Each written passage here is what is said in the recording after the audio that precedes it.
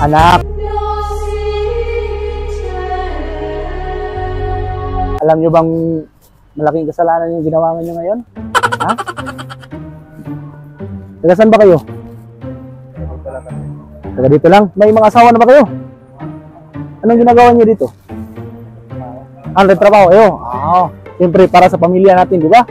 Pero loyal ba kayo? Mga loyal kayo, faithful. Pero ba't pa kasi tumitingin kayo sa mga ibang babae ngayon? No. Ha? Yung nahulog lang. May nahulog lang? Pitaka lang. Yung pitaka nahulog. Anong pangalan nyo? Ikaw, anong pangalan mo anak? Christian. Ikaw? Chris. At saka si? Joseph. Christian, si Chris at saka si Joseph.